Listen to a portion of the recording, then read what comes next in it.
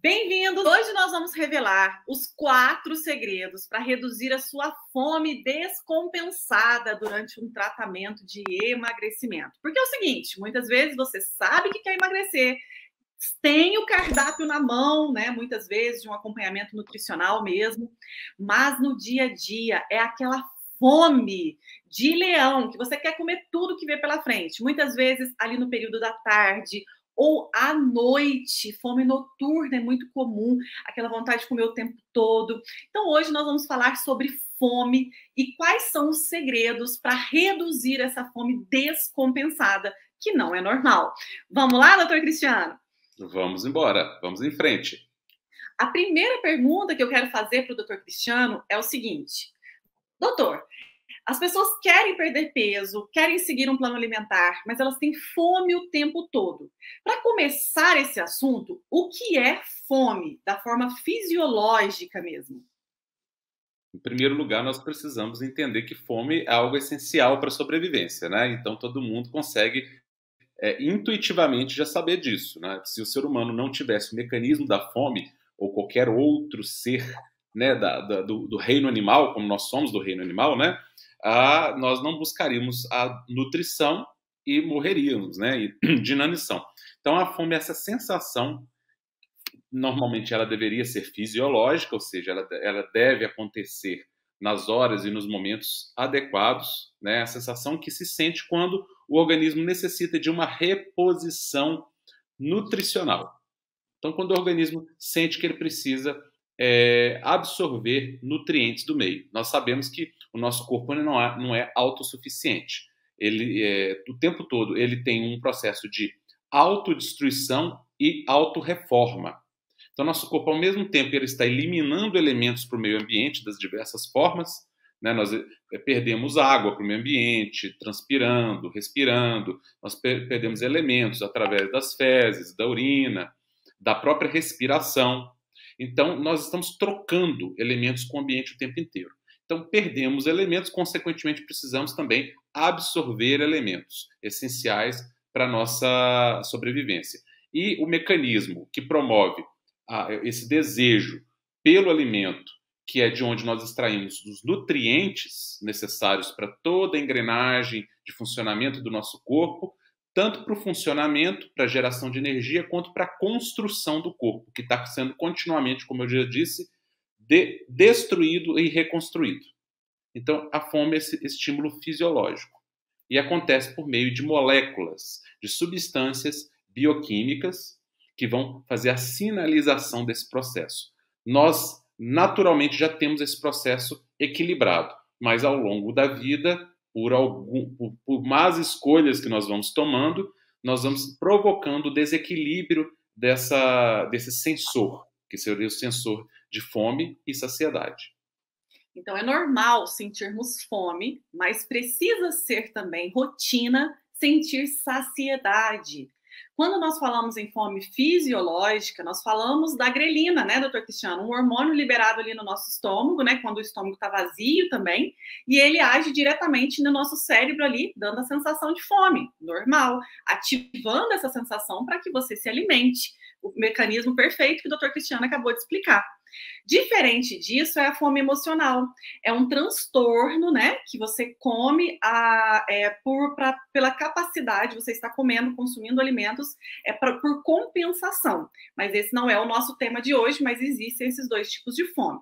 E a fome emocional, na verdade, não é uma fome verdadeira. Né? A gente até chama de fome emocional, mas ela, na verdade, não é fome. Ela é uma questão psicogênica, uma tentativa de compensação psicogênica. É como se fosse um vício. Ela está na mesma categoria de todos os outros vícios. O vício por álcool, o vício por drogas. Ela tem uma questão psicogênica por trás que vai além só da questão fisiológica. E um dos grandes inimigos do emagrecimento, do magra para sempre, é essa fome constante, essa fome o tempo todo. E essa fome, ela não é a causa, né? Ela é consequência de alguns hábitos, de algumas deficiências. Essa que é a questão. Doutor Cristiano, qual é a relação da fome com os nossos hormônios? Tem relação? A relação é intrínseca e estreita, total. Os nossos hormônios, eles controlam todos os nossos processos fisiológicos. Cada grupo de hormônios controla mais especificamente alguns processos e todos interagem entre si, eles são interdependentes. Então, existem hormônios que são mais específicos, inclusive, para o controle de fome e de saciedade. Nós precisamos lembrar que no nosso cérebro existe uma estrutura, lá bem no centro e na base do cérebro, uma estruturinha pequenininha, mas altamente importante, chamada hipotálamo. Nesse hipotálamo, nós temos vários núcleos, como se fossem aglomerados de células. Cada núcleo tem uma função de controlar uma parte importante da nossa fisiologia mais básica, daquilo que sustenta a nossa sobrevivência. Então, temos núcleos ali que controlam a fome e núcleos que controlam a saciedade. Como tudo na natureza anda de dupla, né? Tudo na natureza é duplo. Luz, escuridão, quente e frio, molhado e seco, tudo é duplo, né? Então, não é diferente nos nossos controles. Nós temos um controle para a fome e temos um controle para a saciedade. E esses controles, como eu já disse, eles vêm de fábrica regulados, bem ajustados, de forma que a fome é sinalizada nos momentos adequados e a saciedade também é ativada nos momentos adequados. E essa sinalização se dá por meio desses hormônios e também de substâncias chamadas de neurotransmissores, que, de certa forma, eu classificaria também como hormônios, porque eles têm esse efeito de sinalizar, como os hormônios têm. Então, essas substâncias sinalizam nesses centros para que a gente tenha fome na hora certa e saciedade na hora certa. O problema é que as nossas escolhas promovem a desregulação desses centros de controle. Perfeito. Então, mais uma vez, os hormônios estão aí envolvidos nessa fome e saciedade, nosso centro de controle do apetite. Doutor Cristiano, não é fácil não, quando a pessoa está com muita fome, ela pode estar completamente focada, mas ela começa um plano alimentar e fala mais alto que ela a vontade de comer tudo que vê pela frente. E por isso que é esse desespero. Esse desespero, muitas vezes, não é emocional, muitas vezes é hormonal. É descompensação de grelina, leptina, testosterona. Mas o que a gente tem que pensar é que nós não somos vítimas dos hormônios. As nossas atitudes, elas vêm e podem regular tudo isso. Porém, para que você vire o jogo, né? Para que a sua fome reduza, você primeiro tem que mudar os seus hábitos. E aí, então, com a mudança de hábitos, com o tempo disso acontecendo, você vai conseguir regular a sua fome. Doutor Cristiano, vamos revelar esses 4 segredos para não sentir mais fome descontrolada? Eu quero que esse pessoal saia daqui sabendo o que fazer, sabendo pelo menos algumas ações para reduzir essa fome o tempo todo. Vamos revelar esses 4 segredos aqui para o pessoal? Vamos revelar os 4 segredos aí, 4 dos segredos que são importantíssimos aí para o reajuste, o rebalanço desse desajuste dos centros de saciedade e fome, né? O primeiro deles é sobre qualidade. Eu e o doutor Cristiano, a gente está sempre batendo na tecla da qualidade dos alimentos. Nós sabemos que a natureza tem tudo de melhor para nós. Hoje em dia, doutor Cristiano, o pessoal está com medo de comer couve, porque dá problema na tireoide. O assunto é esse. O pessoal está com medo de comer batata, porque é carboidrato. Mas ninguém tem medo de consumir aditivos alimentares e industrializados. Então, a questão é que mudou-se muito essa sensação do que é saudável. A pessoa, muitas vezes, escolhe um produto diet no lugar de consumir um produto natural, uma banana, por exemplo. Estou dando alguns exemplos aqui. E muitas vezes se esquece da qualidade dos macro e dos micronutrientes. E, principalmente, quando nós falamos nesse primeiro segredo, em qualidade do que se consome, pessoas estão muito na caloria. Eu vejo muito ali no supermercado. Quando eu vou no mercado e a pessoa tá ali comprando iogurte, sabe, doutor? Aí a pessoa vai para comprar um iogurte, a primeira coisa que ela olha atrás é para ver assim, quantas calorias tem esse? Ah, tem um iogurte lá de 30 calorias. E tem um outro iogurte lá que tem 100 calorias. Mas ela não se importa com a cor do iogurte, com a composição do iogurte, ela se importa basicamente com a caloria do iogurte. E ela enche o seu Exatamente. carrinho no supermercado com produtos light e diet, e muitas vezes a combinação dos alimentos que ela consome em cada refeição pauta-se por calorias e não por índice glicêmico. E não sei se o pessoal sabe o que é índice glicêmico. Índice glicêmico é um dos grandes segredos de uma alimentação para emagrecimento. Nutri, você falou algo extremamente importante. Quando as pessoas focam em calorias, elas esquecem de todo o resto, que é o importante de fato. As calorias, elas são irrelevantes quando você considera os fatores verdadeiros. Elas se tornam irrelevantes. Por quê? Porque uma caloria não quer dizer nada, ela pode te emagrecer ou te engordar. Depende da fonte dessa caloria. Então, o que define se você engorda ou emagrece não tem a ver com soma de caloria. Isso é um raciocínio ultrapassado, que não tem base científica verdadeira. Os estudos que falam, que corroboram esses fatos, quando são lidos à luz da inteligência, à luz do raciocínio, eles não passam nem no primeiro crivo grosseiro de uma análise mais grosseira que se possa fazer desses estudos. Então, na verdade, não existe base científica para a contagem calórica. A contagem calórica foi uma conveniência, inclusive algo muito conveniente à indústria alimentícia, que faz com que as pessoas adquiram produtos de baixa caloria, achando que estão fazendo grande coisa pela sua saúde, quando, na verdade, muitas vezes estão levando para casa produtos repletos de substâncias químicas e produtos que, inclusive, são obesogênicos. Esses dias para trás saiu um estudo mostrando a importância do consumo de adoçante no aumento dos cânceres relacionados à obesidade. Então, a pessoa está consumindo um alimento zero caloria, que ela tem certeza que vai emagrecer, e que, na verdade, aumenta o risco de obesidade, de diabetes e, inclusive, de cânceres relacionados à obesidade. Isso ninguém fala. E aí as pessoas ficam aí contando caloria, perdendo tempo, perdendo a chance de emagrecer, consumindo produtos caros, muitas vezes sem sabor, com sabor ruim, muitas vezes, e, além de tudo, ainda engordando, porque elas estão consumindo produtos que elas acham que vão emagrecer, quando, na verdade, vão engordar. Então, isso é conveniente só para um lado. É conveniente para a indústria alimentícia. É ótimo, porque aí eles vendem esses produtos para as pessoas. Mas as pessoas não se preocupam com a qualidade do que está ali dentro. Então, você deu o exemplo do iogurte, por exemplo.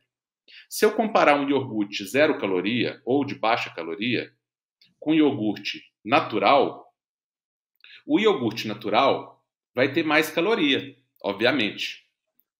Mas o iogurte natural, ele tem uma composição extremamente superior a qualquer iogurte de zero caloria ou de baixa caloria. Não dá nem para comparar. Eu não vou nem entrar nos detalhes aqui, que não é o objetivo desta live. Mas, e aí as pessoas vão lá e vão direto para o iogurte de baixa caloria e deixam o iogurte natural para trás. O iogurte natural, que esse sim, tendo mais calorias, poderia promover uma série de transformações no organismo dessa pessoa, não sozinho, é claro, a gente não está falando que ninguém vai emagrecer aqui tomando iogurte natural simplesmente, mas eu estou dando um exemplo, porque é um conjunto, né? A gente fala que é uma orquestra de vários instrumentos. Esse aí seria um dos instrumentos da orquestra, né? Então, esse iogurte poderia aí melhorar a flora intestinal dessa pessoa. Esse iogurte tem quantidades de gorduras do bem, que promovem saciedade.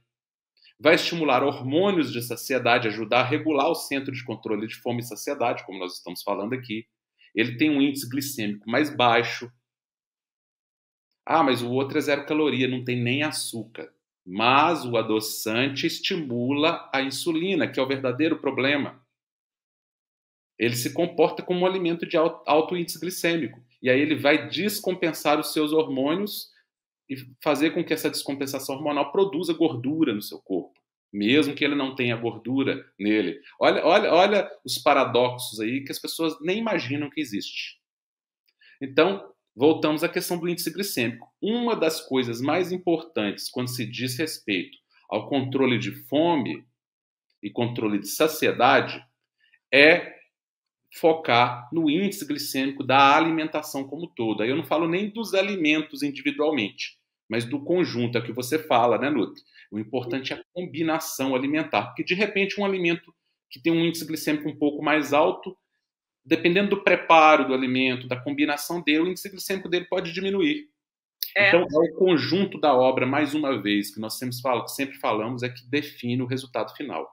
Então, a qualidade dos alimentos, a qualidade nutricional, que tem pouco a ver com as calorias e muito a ver com a composição, com os ingredientes daquele alimento, se ele tem toxinas ou não tem toxinas, aditivos ou não tem aditivos, se tem nutrientes ou não tem nutrientes, que tipo de nutriente ele tem, se ele tem nutrientes ou antinutrientes, que nós temos antinutrientes também, que fazem o contrário dos nutrientes. Eles perturbam o funcionamento do nosso corpo, inclusive desajustando o centro de controle da fome e saciedade.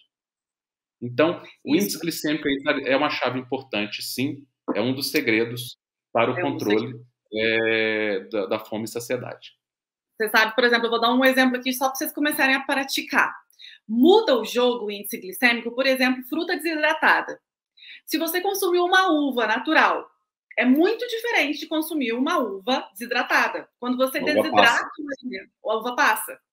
A uva passas é completamente diferente de uma uva normal. Quando você desidrata o alimento, então desidrata a uva, você concentra a frutose. Então o índice glicêmico da uva passa é muito maior do que a da uva normal. E a uva, fruta normal, ela tem mais líquido, né? Então toda essa fruta que tem fibra, que tem líquido, a digestão vai ser mais lenta, o índice glicêmico menor. Isso a gente fala também dos sucos, né? Por exemplo, um suco de laranja é completamente diferente de uma laranja. Quando você chupa uma laranja com bagaço, tem médio índice glicêmico. Quando você toma um copo de suco de laranja, tem alto índice glicêmico, que prejudica muito seu emagrecimento e sua fome. Então, esse já é um exemplo aí para vocês seguirem. O segredo número 2 é um segredo muito básico, que muitas vezes tudo isso aqui para nós não é segredo, mas você não aplica todos os dias. O segredo número 2 é sobre hidratação. No inverno, ou às vezes até no verão, a gente esquece de tomar água. Muitas vezes, a nossa fome o tempo todo é falta de hidratação. Nós temos lá no nosso centro do cérebro, né, no hipotálamo, onde o Dr. Cristiano falou, o centro da fome e da sede. Muitas vezes, esses sinais, toda hora de vontade de comer o tempo todo, é o seu corpo pedindo água, porque a gente precisa de água. Então, tenha a frequência da hidratação. Comece de manhã, tome sempre água. Sempre você tem que pensar, mais ou menos, né, de 25 a 35 ml de água por quilo de peso. É a quantidade de água que você deve consumir. A gente bate nessa tecla porque é uma tecla básica que a gente esquece no dia a dia. Então, coloca a sua garrafinha, se hidrate, senão as coisas não acontecem. Você vai sentir fome o tempo inteiro e compulsiva. Então, esse é o segredo número 2.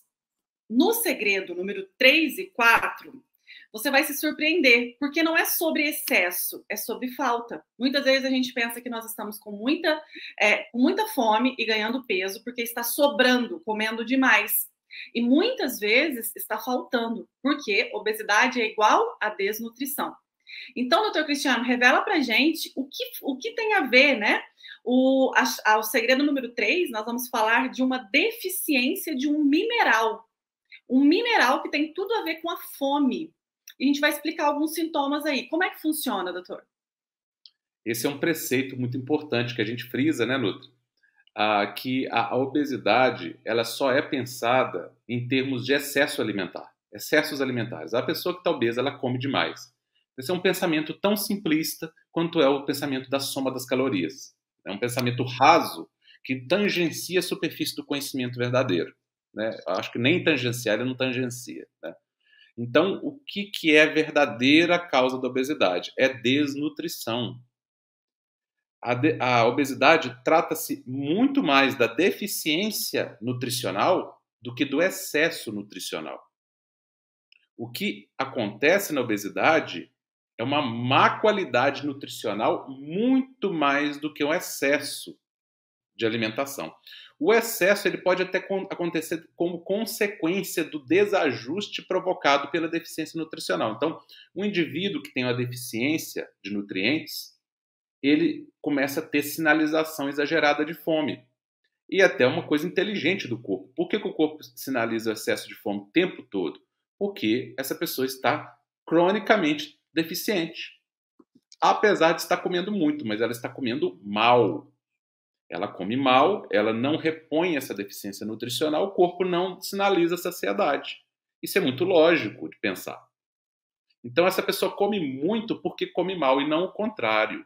Ela está com uma alimentação pobre nutricionalmente, mesmo que seja a quantidade grande. E muitas vezes nem a quantidade é tão grande assim. Muitas vezes essa pessoa está com metabolismo deturpado, nem está comendo tanto, mas está comendo errado, está comendo uma qualidade nutricional ruim, está com cheio de... O carrinho do supermercado tem muito mais diet light zero do que nutrientes, né? Ele está preocupado com as calorias, não está preocupado com os nutrientes do que ele come.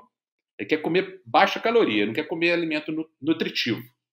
E aí a fome só aumenta. Quanto mais dieta faz, mais fome tem. Quanto mais dieta faz, mais baixo o metabolismo fica. Mais fácil de engordar, mais difícil de emagrecer. Olha o tamanho da tragédia, do problema aí, né? Isso tem solução. Mas a solução não é simplesmente comendo menos ou comendo menos caloria. Porque quando essa pessoa passa a comer menos caloria, ela se desnutre ainda mais, porque ela continua não considerando a qualidade alimentar e começa a considerar só quantidade pura e simples, sem raciocinar em mais nada. Então, voltamos para a deficiência, uma das múltiplas deficiências que causam esse desajuste. Aí nós vamos falar de duas aqui, né, Nutri? Então, a primeira deficiência, que são o item 3 e 4 aí. Então, o item 3, a deficiência de magnésio. Magnésio, mineral fundamental para a saúde do nosso corpo. É o quarto mineral mais frequente do nosso corpo, né? Os dois mais frequentes é o sódio e potássio. Em segundo lugar, o cálcio. Aliás, em terceiro lugar, o cálcio. E em quarto lugar, o magnésio. O magnésio ele está envolvido com os processos mais importantes do nosso corpo. Ele está envolvido com a geração de energia, então as moléculas de energia precisam de magnésio para funcionar. Ele está envolvido com o metabolismo do nosso código genético, do nosso DNA, a duplicação do DNA, a manutenção do DNA, que é fundamental para a nossa existência. O DNA ele guarda toda a informação genética que permite que o nosso corpo funcione perfeitamente e seja construído, né? E o magnésio tem a ver com o controle da pressão arterial e tem a ver com um mecanismo muito importante, que é o controle da ação da insulina. Então, a insulina, como todo hormônio, para agir, ele precisa se ligar ao seu receptor. É o mecanismo chave-fechadura. Uma chave sozinha não tem utilidade nenhuma, mas uma chave que se conecta à sua fechadura, ela abre a porta. Então, a insulina é a mesma coisa. O pâncreas libera a insulina na circulação, ela é fundamental para a nossa saúde, nas quantidades corretas, em equilíbrio. Ela vai se ligar nos receptores que ficam na superfície da membrana das células. Para quê? Para abrir os canais para que essas células possam absorver a glicose que está na corrente sanguínea, que está no meio extracelular.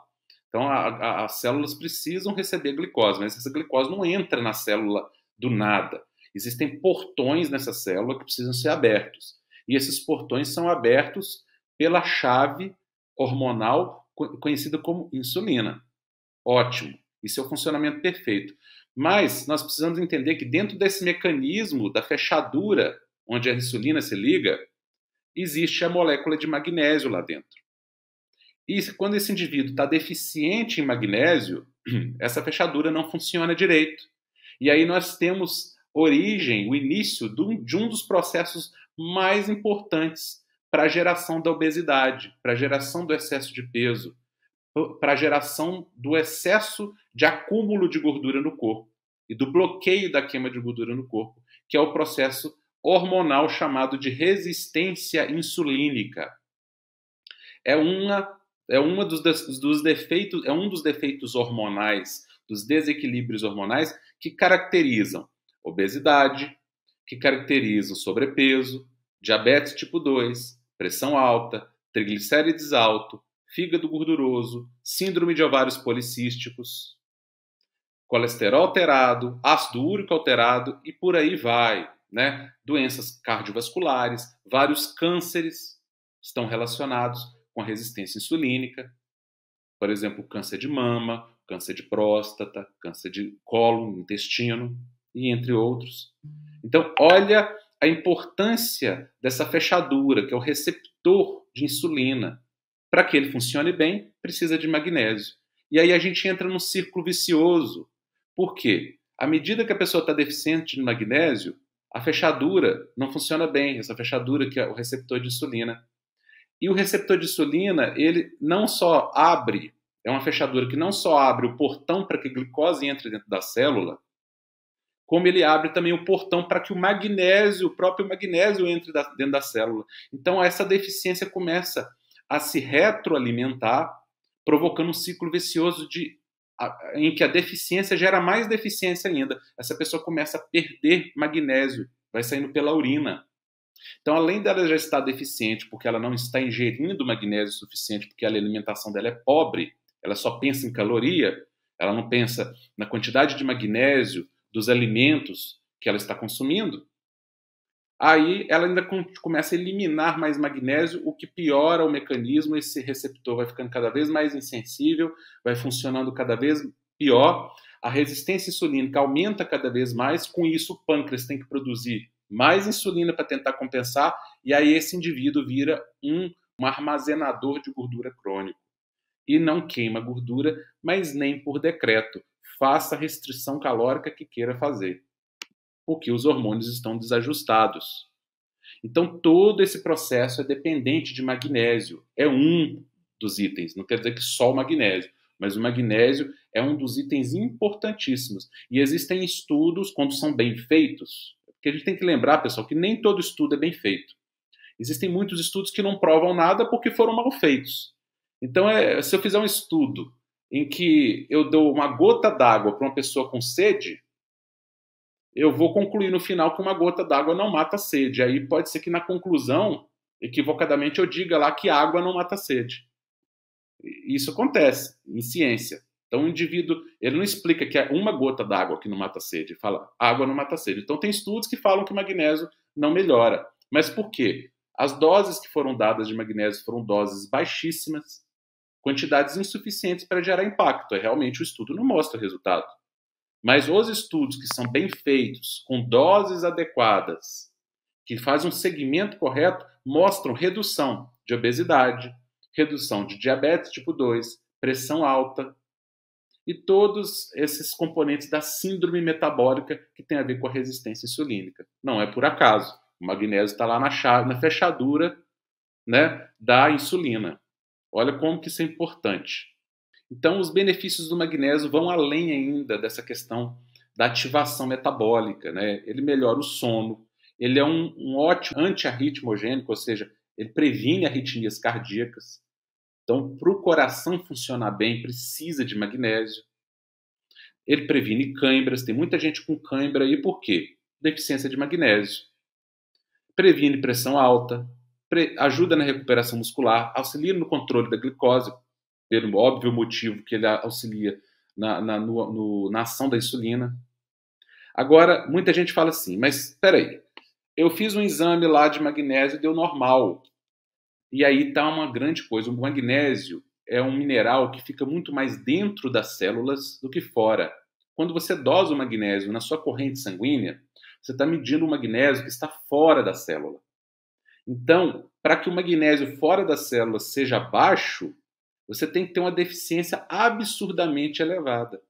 Então, muito antes disso, muito antes de ter essa deficiência exagerada, absurda, você já está deficiente, mas muitas vezes já está deficiente, mas o seu nível sanguíneo de magnésio ainda está normal, dentro do normal. Mas não, os seus estoques de magnésio não estão normais.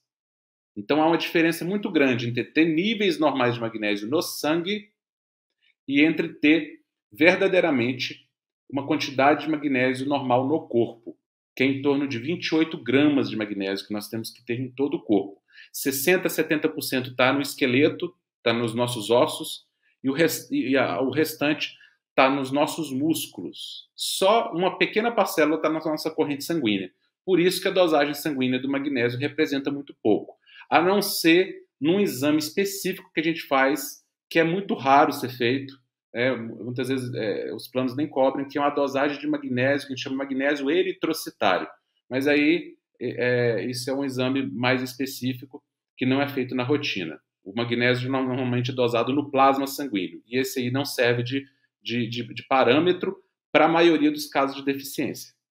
Amor, outra coisa que a gente tem que lembrar, e quando nós falamos aqui de magnésio, nós não estamos orientando ninguém a suplementar magnésio. Cada um pode conversar com o seu médico e pedir o exame para ver os níveis de magnésio e falar com o seu médico os tipos de magnésio. Não adianta nada você ir lá na farmácia, comprar um suplemento de magnésio e tomar por sua conta. Isso não resolve. Existem tipos, existem dosagens, existem pessoas que precisam.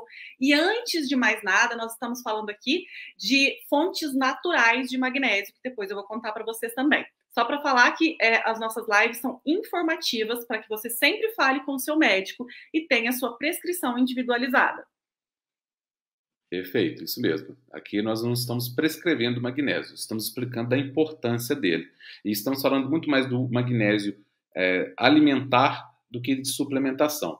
Suplementação pode ser interessante, sim, em muitos casos, mas aí precisa ser feita de forma orientada pelo seu médico ou pela sua nutricionista. Lembrando agora da quarta chave, né, que é quando a gente fala do cromo. O cromo, esse outro mineral importantíssimo, né, doutor Cristiano, que também a gente pode encontrar nos alimentos. O cromo é um mineral essencial e participam diversas reações e processos químicos no nosso organismo. Ele está relacionado diretamente com a metabolização dos macronutrientes, carboidrato, proteína, gordura. E muitas vezes o excesso de fome o tempo todo, tem a ver com o cromo também. A ação do cromo é relacionada com o carboidrato, né? Com o mecanismo da insulina. E para que serve o cromo, né? O doutor Cristiano falou sobre o magnésio, mas é importante a gente entender sobre o cromo também. Ele ajuda a reduzir aí os níveis de colesterol ruim, que é o LDL, ajuda também na parte do seu humor, nos sintomas de TPM, a questão da depressão também pode ser uma deficiência de cromo, um dos sintomas, fadiga, cansaço, a questão de ganho de massa muscular também, a gente tem que dosar o cromo, quem tem diabetes tipo 2 e também a parte da fome, que é o mais importante. Esse mineral, ele é fundamental, ele é encontrado em muitos alimentos, mas muitas pessoas têm deficiência dele e precisam procurar o seu médico para suplementar, para melhorar essa questão da fome também. Uma boa razão para consumir bastante alimento rico em cromo, né, doutor Cristiano? É realmente tirar muito a fome e evitar os sintomas, né, de fadiga, mau humor, que estão aí na rotina de muitas pessoas, né? Doutor Cristiano, outra coisa interessante a gente explicar, né, é quando um mineral está em baixa, a gente tem baixa do mineral. Muitas vezes a gente não fala de mineral, né? Ninguém fala muito de magnésio, de cromo, né? Muito menos desses minerais no controle do apetite e da saciedade, da fome e da saciedade. Quando acontece uma carência do cromo, o organismo entende, né, que a gente precisa consumir mais alimentos e ter mais glicose aí suficiente na circulação. Ele tem direta ligação com a fome e a vontade de comer carboidratos, pães, doces, massas. Então, aquela pessoa que tem vontade descontrolada por muito açúcar e também a pessoa que acumula muita gordura na região do abdômen, ela pode estar com uma deficiência de cromo. Então, olha que interessante a gente pensar sobre isso, né? Ah, Nutri, mas como eu vou saber se eu estou com deficiência de cromo? Ponto número 1. Presta atenção se você tem fome o tempo todo. Acabou de almoçar, tô com fome de novo. Chego em casa desesperada de fome. Algum desses 4 segredos estão faltando aí. E não custa nada. Ou vários deles, né, Nutri? Ou vários deles, ou até todos. Todos eles, né? Ou todos eles. Provavelmente, né, doutor?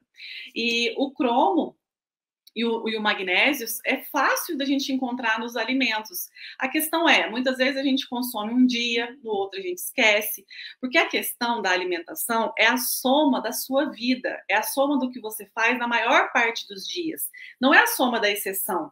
Então, para que você tenha uma dose de minerais bons, de cromo, de magnésio, você tem que todos os dias da sua vida ter nutrientes. E muitas vezes a gente passa um dia ali, comeu um pão, ou comeu só arroz e macarrão. Não tem cor nesse dia, não tem minerais, né? Por isso que a gente quer abrir os olhos aí de quem está nos ouvindo para prestar atenção na alimentação do dia a dia. Muitas vezes você se dedica tanto ao trabalho, mas come em qualquer lugar, come qualquer coisa só para encher a barriga ali, né? E aí depois a fome vem, a consequência vem, a conta chega. E essa conexão, né, Nutri, que você falou, agora que você falou do cromo, né, aí eu quero amarrar, porque eu expliquei sobre a resistência insulínica, sobre a ação da insulina, mas muitas pessoas podem perguntar, mas o que isso tem a ver com o controle da fome da sociedade?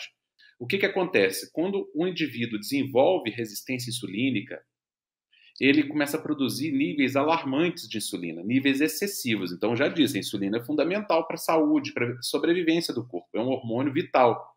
Mas em excesso, ele começa a gerar problemas. E esse excesso de insulina, com essa resistência insulínica, promove, eu não vou entrar em detalhes no mecanismo aqui, mas promove uma insensibilidade dos centros da saciedade.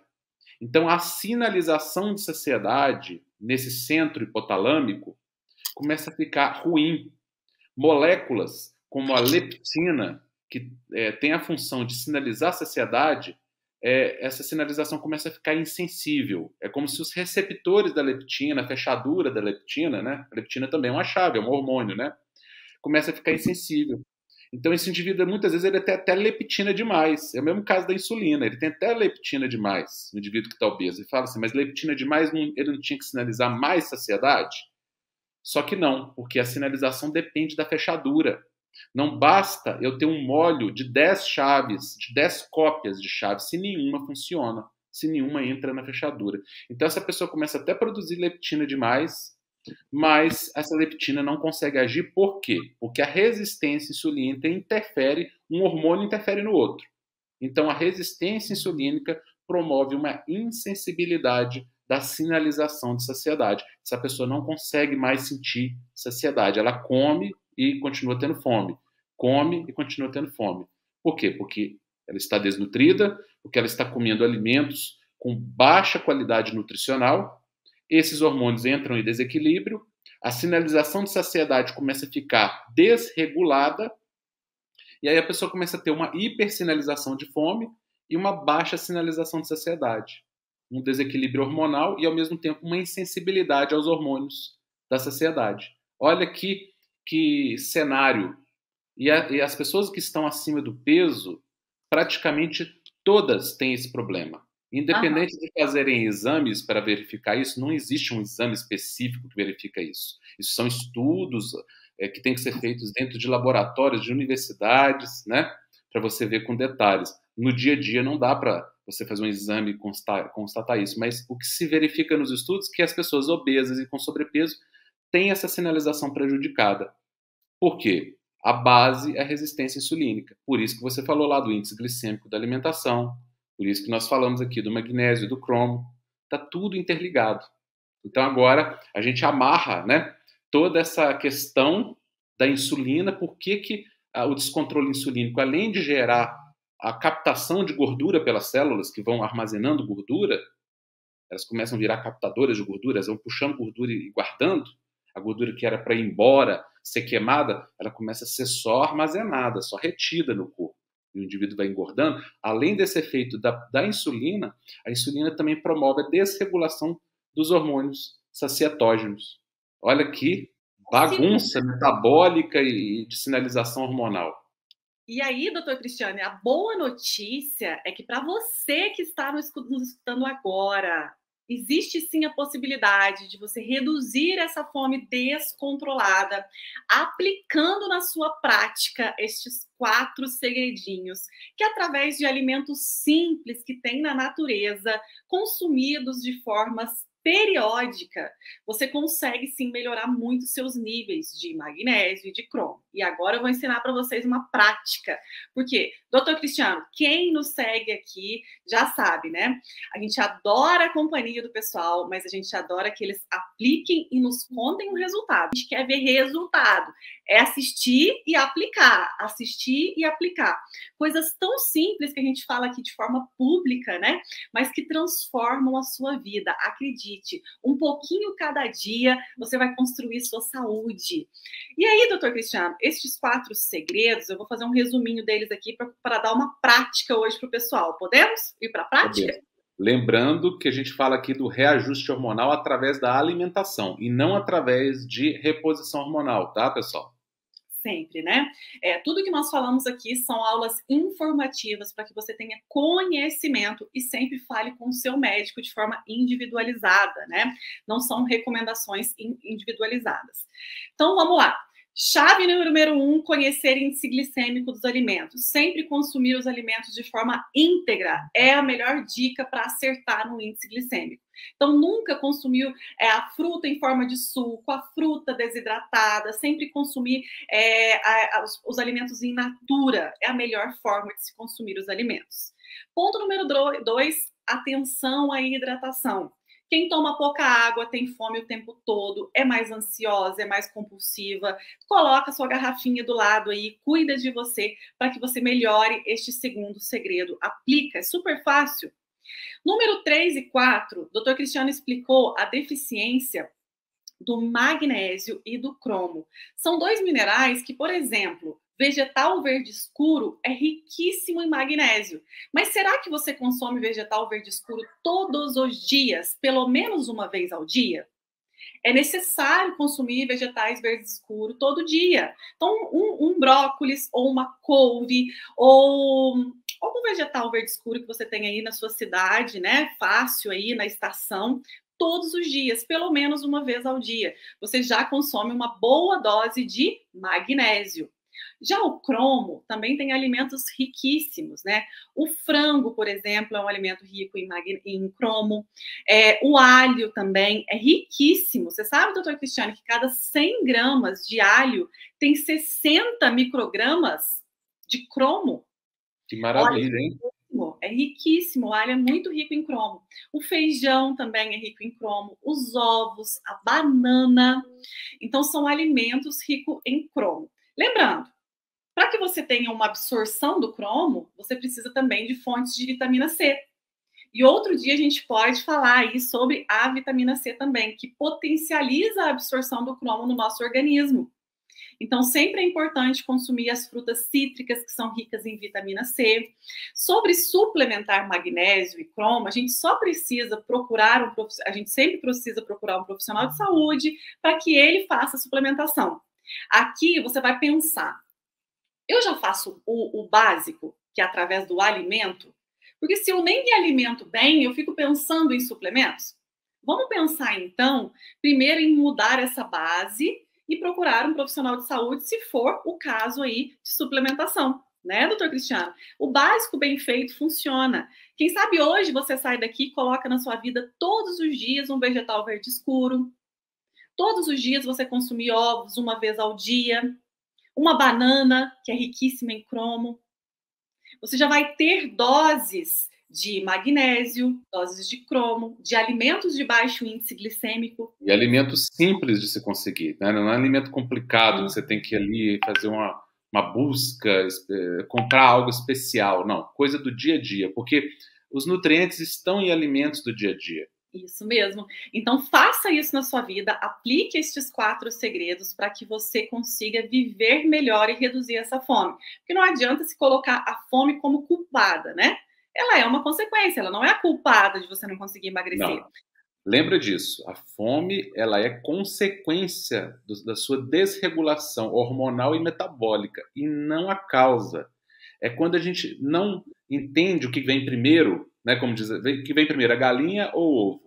Quando nós não entendemos o que vem primeiro, nós julgamos como causa aquilo que é consequência, que começam erros na alimentação, erros no chamada dieta, né, que eu não gosto dessa palavra, mas erros no plano alimentar. Por quê? Porque a pessoa acha que ela está engordando porque ela está comendo muito. E é o contrário. É porque ela engordou e está comendo mal que ela passou a comer muito. Ela promoveu uma desregulação sem querer, não é questão de ter culpa, não, mas sem querer e muitas vezes mal orientada, ela promoveu uma desregulação dos centros de fome e saciedade. E aí ela começa a comer muito como consequência. E não é esse o evento inicial que provocou a obesidade e o sobrepeso. E é isso aí, a gente finaliza agora aqui. Quero que você reduza a sua fome com esses segredos. Mande mensagem para nós contando aqui como foi essa prática, pelo menos por 30 dias. Amor, um beijo, muito obrigada pela companhia. Quero deixar um recado para você que está aí nos ouvindo ou nos assistindo, né? Lembra, emagrecer se emagrece comendo, tá? É comendo que se engorda, mas também é comendo que se emagrece. Então, não se trata muito menos da quantidade e mais da qualidade do que você come. E muitas vezes você precisa pensar menos no que você precisa retirar e mais no que você precisa colocar na tua alimentação para melhorar a tua nutrição, para reequilibrar os seus hormônios, reajustar os seus centros de fome e saciedade, e aí naturalmente você acaba comendo menos, mas naturalmente, sem forçar a barra. É assim que funciona o emagrecimento verdadeiro. É comendo certo, não é necessariamente comendo menos. É comendo certo, comendo melhor. Perfeito. Maravilha. Tchau, tchau, pessoal. Um beijo. Fiquem com Deus. Até mais, fiquem com Deus.